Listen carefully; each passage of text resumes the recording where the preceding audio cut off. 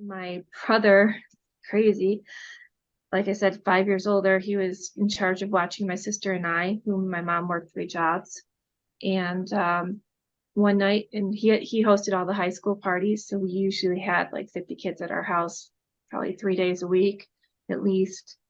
And he decided one night he wanted to climb the town water tower.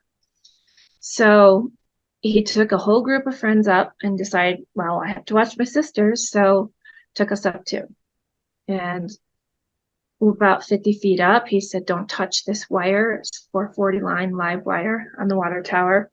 And I got up there and it was beautiful. Got to see buffalo and everything, and got back down. And then the next night I wanted to go up again, but everybody was a little bit too wasted to go up. So parties.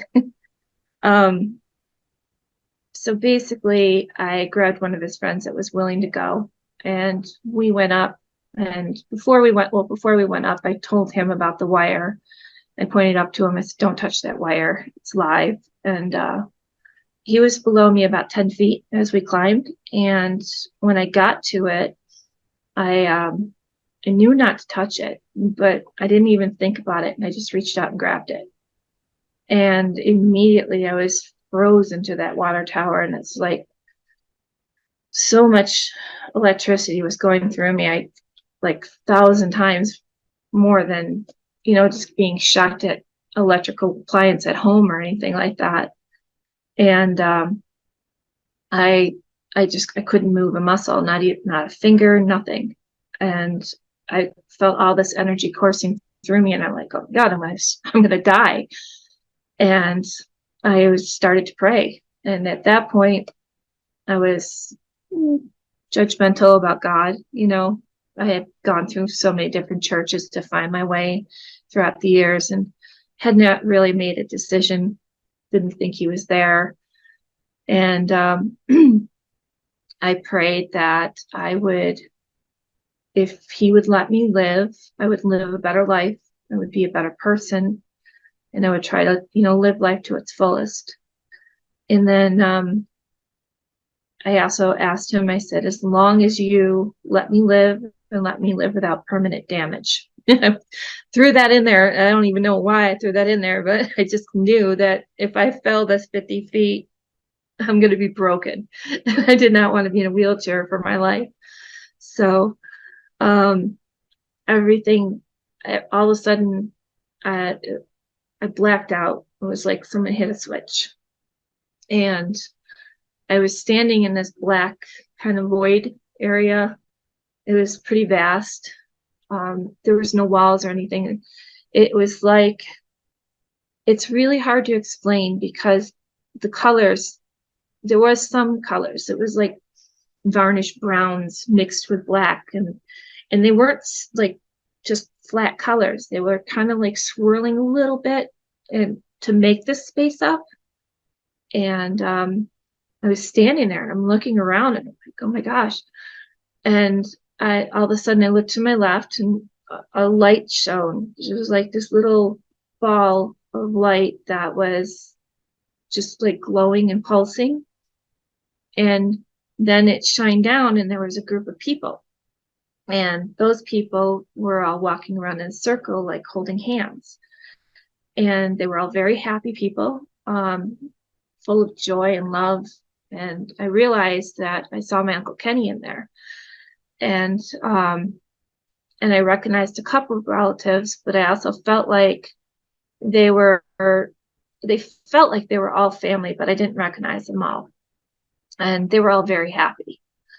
And my Uncle Kenny looked over to me and smiled. And then another ball of light showed up, and it was to my right. And it was above another group of people. And that group of people were all doing the same thing, holding hands, walking around in a circle. And they were all sad. They were full of heart. They were full of all the anger and just hurtfulness that I had felt all my life. And they were crying and really sad. And I realized those are all people that were still alive in my life. And so immediately, like without any hesitation, I just ran to the left and ran to my Uncle Kenny. And I got halfway there, and like, it's so hard to explain because I know it was a hand, but this hand was like the size of a building, it felt like, and it was invisible. And it just stopped me in my tracks. It was comforting but stern, if that makes sense. Um,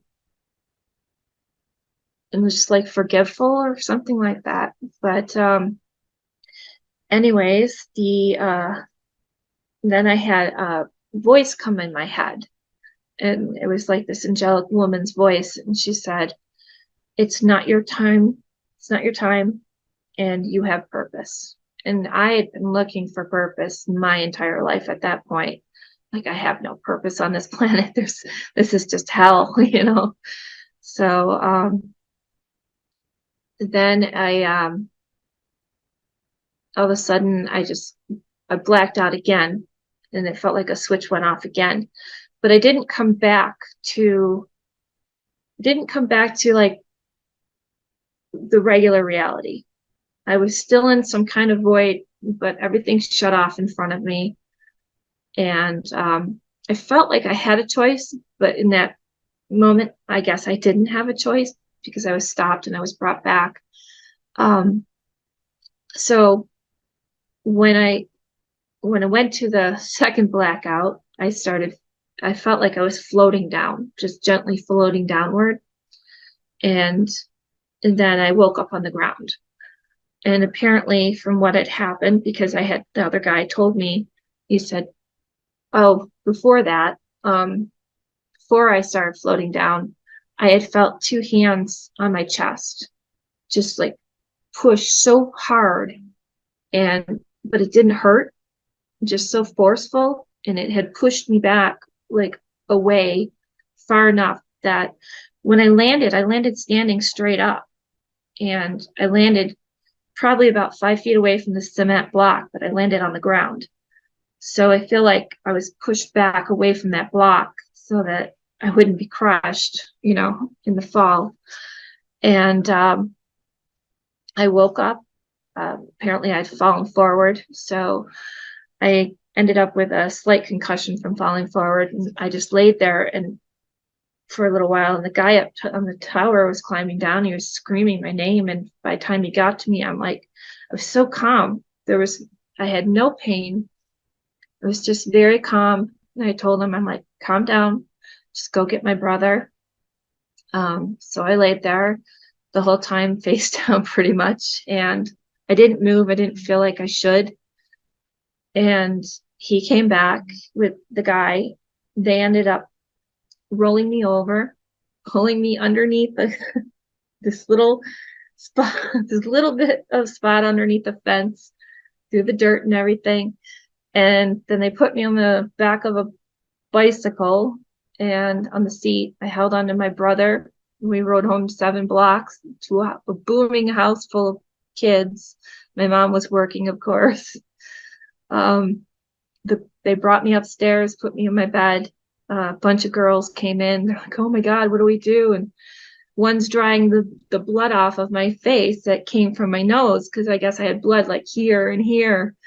And the other one's elevating my feet. They had no clue what to do, you know. And they're like, "Okay, don't do anything. Just don't tell mom. I'm gonna be fine. I need to rest. That's all. I promise I'll be back in school tomorrow." And hour goes by, people keep checking on me, and my brother comes in an hour, and I'm like, yeah, you need to call mom, get her home, and have her take me to the hospital. She came home with my grandmother. She's a strict English woman. That ride was probably more hell than the water tower. So, you know, but we got to the hospital. They did all their tests and everything. The doctors were shocked because there was no burns on me. They said, your hip should have been crushed in that accident or worse. And he said, we don't even need to operate on you. We don't have to do anything for you. We'll have you in a bed, you know, for a couple weeks. And I had clean breaks in the front of my hips, and I had 2 cracks on the back of my hips. And I had a slight concussion from falling forward. And so in the 2 weeks in the hospital, I had to learn how to walk again. And then I got out of there, and immediately from there, I wanted to go back to school. So they let me go back to school on crutches. And like by the next year, I was running track and hurdles and stuff like that. So there was no permanent damage, just healed up really fast. I was having an extremely rough pregnancy. It was really high levels of stress and stuff, and it was really affecting my son. And I ended up having a dream. Well, I thought it was a dream, and it seems cliche, almost Hollywoodish, that there was this tunnel, and behind me, I heard children, very happy, playing, giggling. You could feel their joy and their excitement, and they just ran up both sides of me, just engulfed me and ran around me like I wasn't even there, and they just proceeded through this tunnel of light. And I didn't want to go. It kind of scared me, but at the same time, I could still hear them. I could still feel the pull. I could still the joy. So I went. And as I stepped through this arch, I realized that we are now on a stone walkway, a suspended walkway. And it's above 2 pools. And on my left-hand side, the pool is full of children. And they're laughing and they're playing and they're splashing. They're having so much fun. And then my right-hand side, and I see another pool that has elderly people in it, and it's a wading pool, and they're playing and they're splashing and they're having a time of their life. The joy is just as equal. There's no bounds. It felt the same. And I really wanted to go and jump into the side with the old people, but something kind of told me no, I couldn't go that way. So I watched these kids and they jump in, and I thought, okay, well, might as well. Now this is where it kind of tells me it might not have been a dream. As I jump off, and I get a little emotional talking about it, but as I jump off this archway or this walkway, and I plug my nose and I, I get ready to get the water, and I'm falling and I'm falling and I'm falling and I'm falling. And then I realize I should have hit the water. Why haven't I hit the water? So I let my hand off of my nose and I can breathe. And then I open my eyes and I am engulfed in this. It was bright, but not. It was the most peaceful peach color that you could ever see. I didn't see anyone. I didn't feel anyone, but I heard someone talk to me. And I said, I'm not dead, am I? And I also have an older daughter. And as soon as I said that, my thought process went to, well, she's going to be okay. She'll be taken care of. And it was a voice that I didn't hear with my ears. It was a voice that I heard in the core of my head, in the very center of my head. And it said, it is not his time. And I believe that was in reference to my son. Obviously, it was just me and him. And I kind of was upset. I don't want to. We're okay. I'm here with him. My older daughter will be okay. She's taken care of. And I got a very firm, no, it's not his time. And I woke up and it felt like I had the best sleep I've ever experienced, but my body felt cramped. I mean, besides more than just being pregnant, like it took me a very long time to feel comfortable in my skin. Like things finally wiggled back into place, I guess. And when I woke up, I walked out to my mom and dad, and I must have seemed like a lunatic. But I looked at them and I said, I'm not afraid to die. And they just looked at me like I was stark raving mad. And they said, what do you mean? And I said, if that's what dying feels like, I'm very upset that I had to be back, but I am not afraid anymore. Like that was liberating. That took so much fear away from me. Well, my husband and I were celebrating our 21st wedding anniversary out in Las Vegas, and the week was fun. We went on a helicopter ride, gambling, stayed at the Bellagio. It was great. So it's time to go home. We get in the car. We're on our way to the airport. He likes to leave early. We left an hour early. On top of the 2 hours to be there early.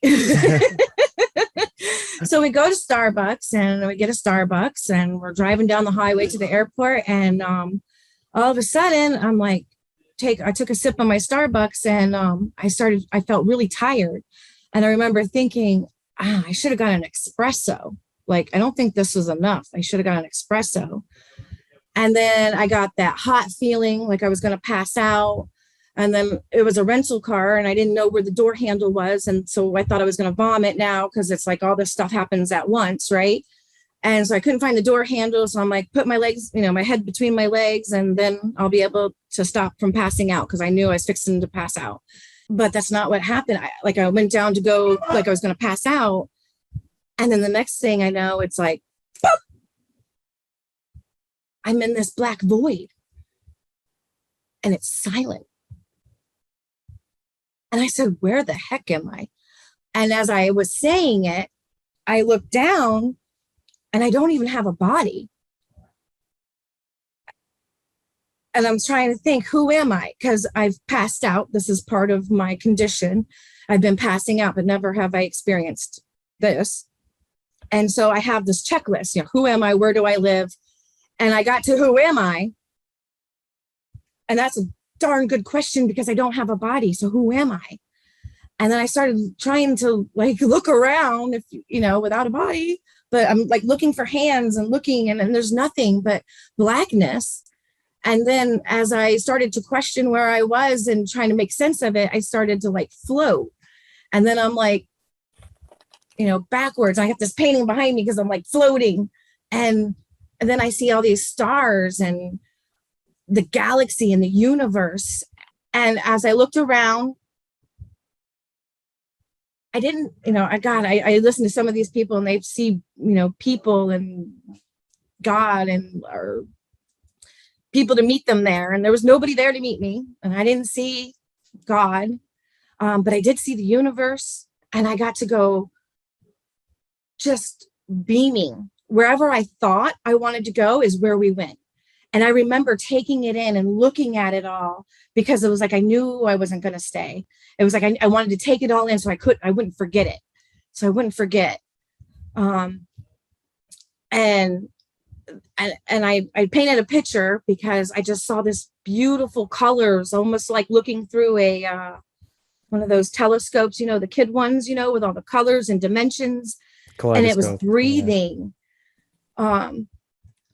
Now, like I said, there was nobody there and I didn't see anybody, but yet I was communicating with something, with a presence.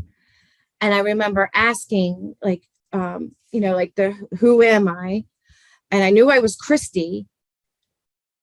And then there was this presence letting me know I was okay.